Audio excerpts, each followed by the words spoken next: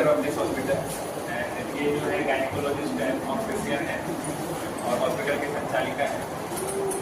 आज हम सब लोग जो है कहते हैं ना कि पहले आप अपने आप को स्वस्थ रखिए, फिर अपने परिवार को स्वस्थ रखिए और फिर एक समाज को स्वस्थ रखिए, तभी ये देश आगे बढ़े। क्योंकि हेल्थ इज वेल्थ, अगर हेल्थ नहीं है तो फिर वेल्थ नहीं है आपके पास।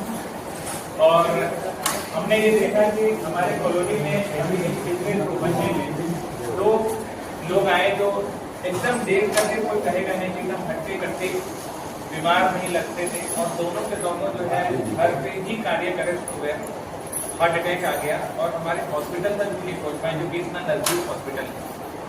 और हॉस्पिटल जब वो पहुंचे तो दोनों का दोनों जो है ब्रॉड डेड, दोनों आपको पता होगा, आप लोग कॉलोनी के आप लोग को पता होगा।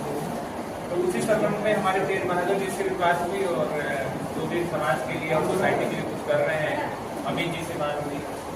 तो इन लोगों से बात होने के बाद हम लोग ने ये डिस्कस किया कि कुछ इमरजेंसी चीजें हैं, जैसे कि हार्ट अटैक आ जाने के बाद कैसे हम पहचान करेंगे, कैसे हम तुरंत हम जो है रिकॉग्नाइज करेंगे कि पेशेंट को हार्ट अटैक है या पेशेंट को कार्डियक अरेस्ट आया हुआ है, और हम इमीडिएट क्या कर सकते हैं। या किसी को लकवा मार दिया, तो जो लकवा मार देता है तो लकवा मारने का जो ट्रीटमेंट कम से कम 3 घंटे के अंदर हो जाना चाहिए।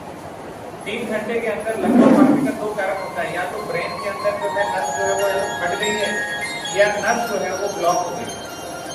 तो उसका ट्रीटमेंट अगर 3 घंटे के अंदर नहीं होगा, 3 घंटे के अंदर पतला करने वाला दवाई नहीं देंगे, तो अल्टीमेटली जो है पेशेंट ठीक भी रहेगा लेकिन जिंदगी भर जो है वो अपंग हो जाएगा। और बाद में उसको बोलते हैं कि उसके कारण से निमोनिया हो जाता है और वो बहुत खतरनाक निमोनिया होता है। तो जब भी बेहोशी कंडीशन हो, चाहे बेहोशी का कोई भी कारण हो, उस कंडीशन में जो उन्होंने बताया कि पेशेंट को राइट या लेफ्ट किसी भी साइड में, दायां या बायां, हम उसको पोजीशन कर देते हैं। कैसे करेंगे उसका एक तरीका है, वो भी हम बताएंगे। करते हैं पहले तो या तो वो कहीं जगह पर है तो हमने फिर मूव नहीं कराया। तीसरा ध्यान देते हैं कि तुरंत लोग पानी पिलाते हैं। दूसरा मेरा होता है पानी पिलाओ, वो मैं बोलता हूँ। उसकी जगह पर मैं चाय अरेंज कराना की प्रयास करता हूँ, इसलिए गर्म वही मिल जाती है, पानी में पिला सकते हैं। ये प्रिकॉशन हुए 2।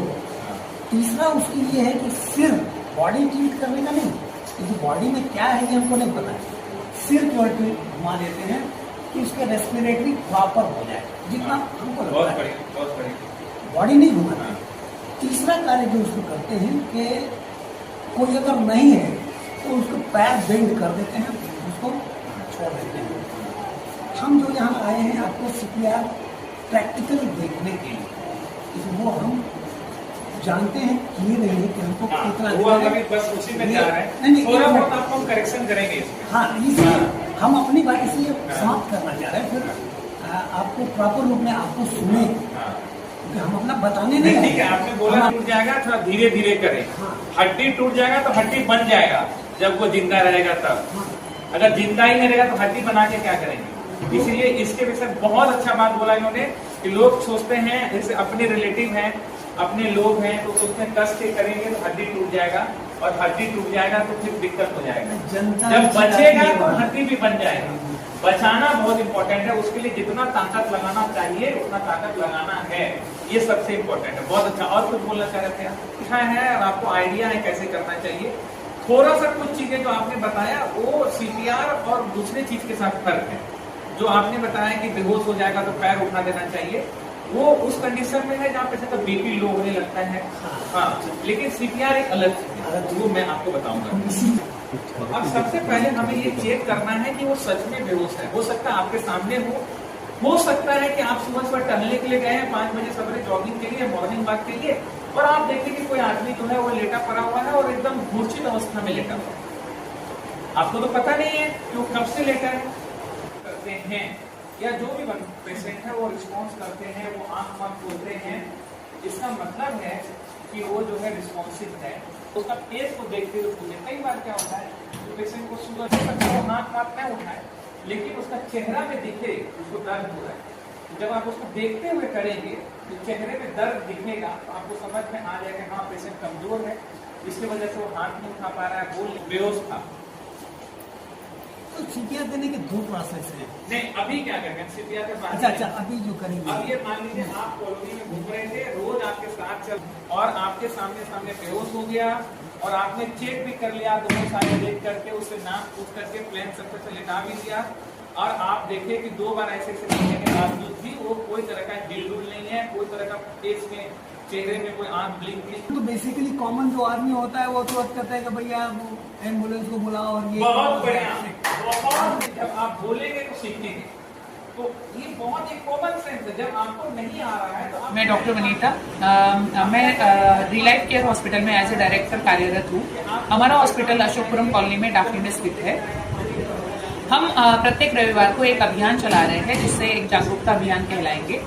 इसके तहत हम अगर मरीज को घर में अचानक से दिल की धड़कन रुक जाती है तो उसको हम किस तरीके से घर के लेवल पे ही मैनेजमेंट करके हॉस्पिटल तक पहुंचाए, इसकी ट्रेनिंग आम लोगों को देना चाहते हैं, जिसमें सीपीआर एक इम्पोर्टेंट चीज है जो शामिल होता है।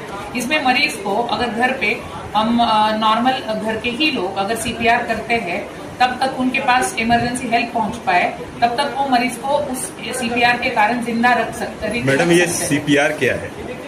सीपीआर एक कार्डियोपल्मोनरी रिससिटेशन है।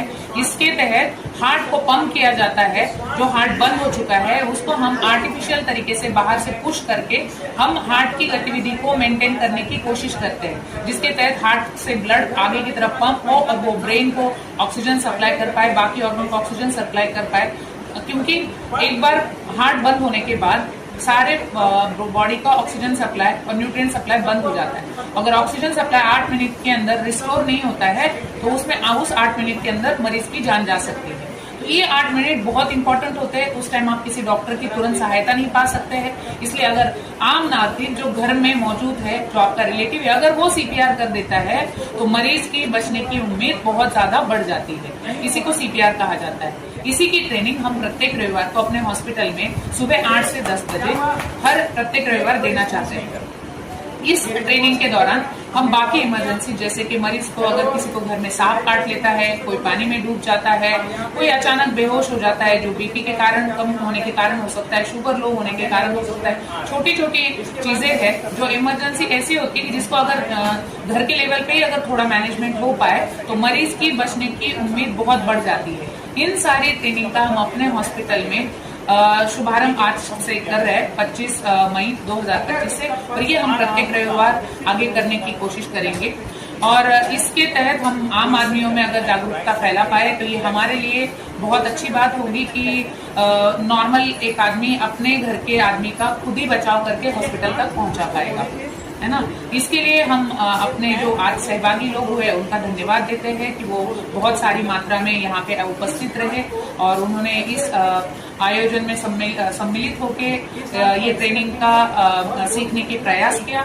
हम सारे मीडिया कर्मियों को भी जो इस चीज के लिए यहाँ जो उपस्थित है उन सबका भी धन्यवाद देना चाहेंगे और आगे भी हम ये सब चीजें कंटिन्यू रखेंगे। हम सबको इस चीज के लिए निमंत्रित करते हैं कि आप आए और इस ट्रेनिंग का फायदा उठाएं।